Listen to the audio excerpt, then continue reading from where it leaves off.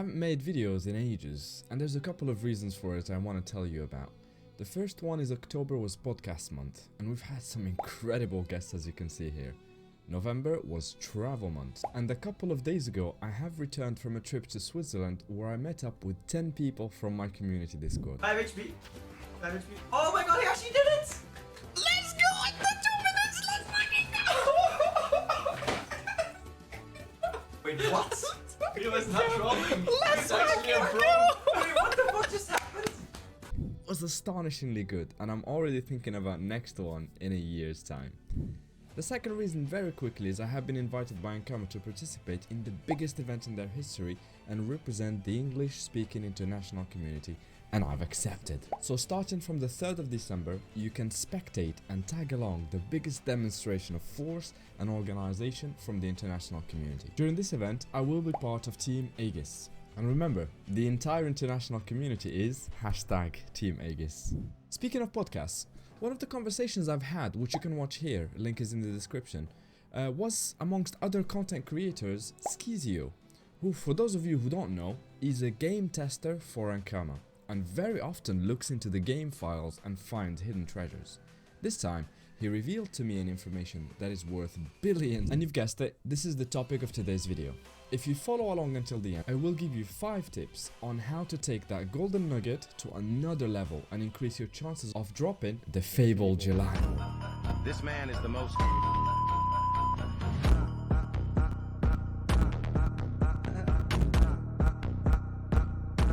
Alright, here it goes.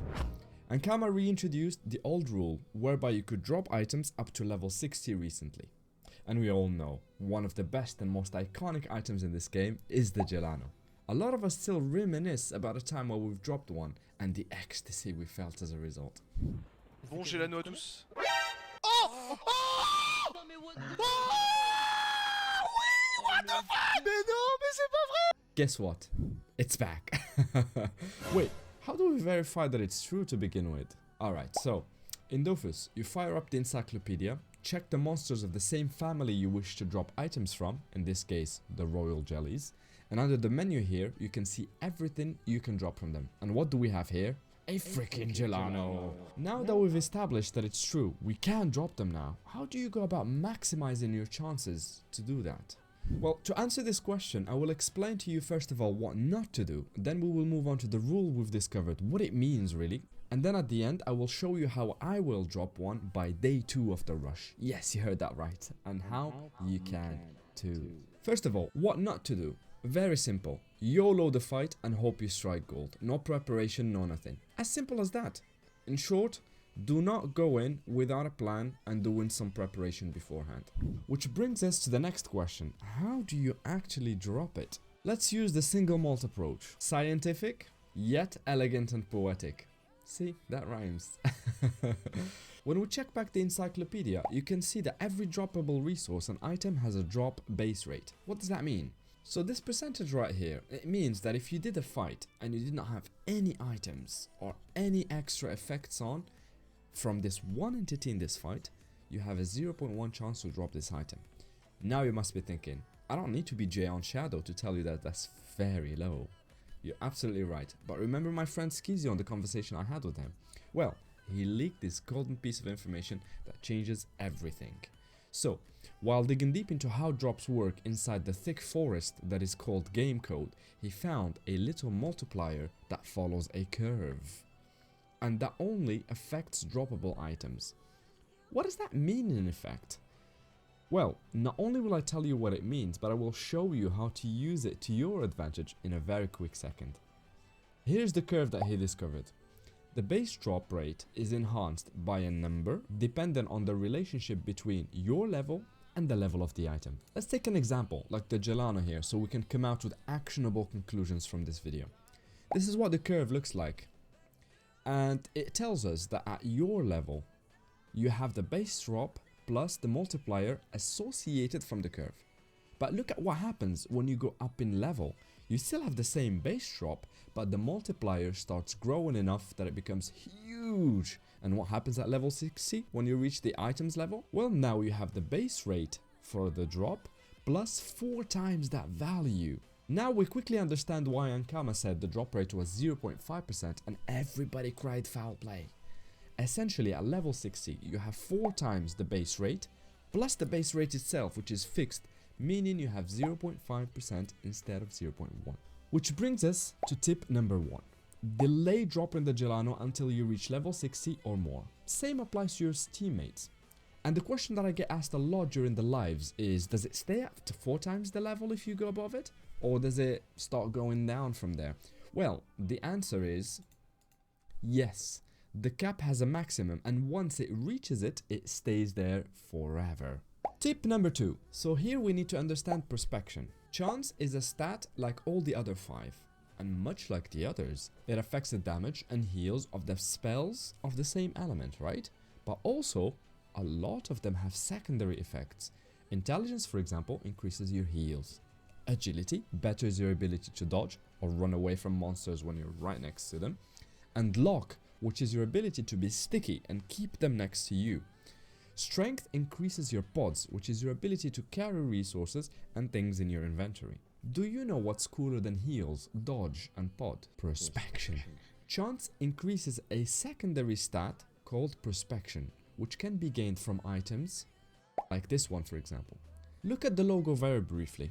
It is designed to indicate that it is a stat that helps you look for drops from mobs after you kill them. So as a stat, it has an effect that increases your chance of dropping resources and items from mobs and things that you kill around the world. This stat brings about another curve we don't need to get into this video, which looks like this. Essentially, what you need to know about it is the best prospection to have is somewhere between 350 to a maximum of 400, where adding a bit more does not really increase the base rate that much more, but you're sacrificing a lot for that little extra. So 350 to 400 is the best kind of spot. But I want you to look here at the bottom, whereby for every unit we've added of prospection to the curve, look at the base rate and how much it affects it massively.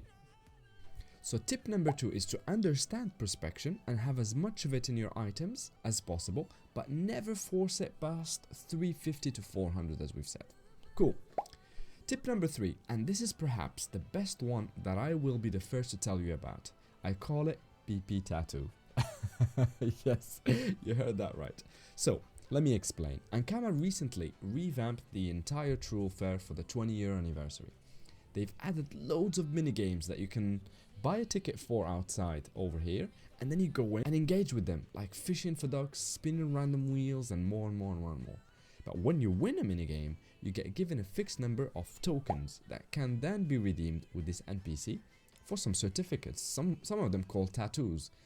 And these tattoos give you effects for a number of fights or a period of time. One of the tattoos, as the name indicates, is the PP tattoo or prospection tattoo, which you can activate in key fights to increase your chances of dropping things massively. And remember, this is not an item, so you can add it on top of everything that you have equipped in your inventory, which is really cool. Don't worry, I know it all sounds complicated and far-fetched, but I have charted the whole thing for you, so you won't even have to use your brain to acquire some of these tattoos. Right, in the guide that I've made for the international community here, link is in the description, I found you a minigame with a website that makes it 100% win rate and super quick. It looks like this, and at the end of it, you get 15 tokens which get you a 50 PP tattoo for one fight. So for this tip, you stock up on a maximum of these, and when you're in the right fight where you want to drop a Gelano, you activate it before you get into the fight. And check the effect of equipping one on the base drop right here. Woo! That's so cool. See? PP tattoo doesn't sound silly anymore, does it? Huh? Go on, give it a try. Tip number 4, challenges. On top of everything we've said so far, in the middle of a boss fight versus Jelly for example, you get given a choice of 2 challenges out of 4 maximum. The person who starts the fight must absolutely choose the 2 that you're most likely to be able to do. And then you do everything possible to not fail them. Remember, this dungeon in particular, you can't just leave and redo the boss fight. You leave with nothing, no drops, and you need to make an entirely new key to redo the dungeon. So, do the challenges as they massively enhance your chance, and if you're lucky, you might be given up to 3 times the drop rate. And remember, this is on top of everything that we've said earlier, and it is huge as an addition. Don't skip it. Okay, tip number 5. A lot of you will already know this, but it pays to remind, right? So, this is a recent addition to the game whereby at the start of a fight, every single character that joins it has a choice of whether they want the challenges that we've done before to go towards boosting their XP or boosting their drop rate. And it's this little toggle right here that you see in front of you. Make sure before you start this fight in particular against the jellies that you swap this bad boy to drop, so that all the challenges you do boost your chances of dropping items rather than the XP you gain out of that fight. Really cool. I know I've promised you 5 tips, but for those of you who have stayed until the end, I have something a little bit extra for you. This is something that I will observe with my team when I'm trying to drop the Gelano. And it sounds like this. Team of 8. We will go in a team of 8 with 7 friends level 60 and more. We will stack prospection, we will use the PP tattoos, we will do double chars, and we will make sure to toggle everything into the drop rate. And what happens is 1 to 2 people will go away with physical Gelano drops out of the 8. And for the others, we will be able to pull the resources together and craft theirs using monster achievements, boss drops, and everything in between. If that is not enough, then we will redo another run using the same techniques, and what do you know, we might drop some more Gelanos and for sure be able to help everyone in the group of 8 come out with a Gelano at the end of the second run. Remember, this is an MMORPG which involves trading, playing with others, helping them, even if it doesn't benefit you all the time, because you know what, they're not going anywhere. You will be playing with them in the future. So make sure that you treat your friends nicely and help them get their Gelanos as well. Right, that's it for today's video. I hope you found it incredibly useful. And if you did, please do me a favor and pass by Twitch or YouTube when I'm live and say hi. Maybe even tag along for the rush, who knows. Any questions or looking for people to rush and play with? Join my community Discord, the best and most active in the international community with over 1,400 members, so you've got always someone to do stuff with, especially during this event, which will be live streamed entirely from the pub, so there will be plenty of voice chats for you and your friends. Alright, thank you for watching, see you there. Oh, sorry, one last thing. If this video gets 250 likes, I will make another video tomorrow. If you want to apply some pressure and make sure I do some more work and make some more videos before Unity rolls out, you know what to do. Thank you so much for watching, and I'll see you later.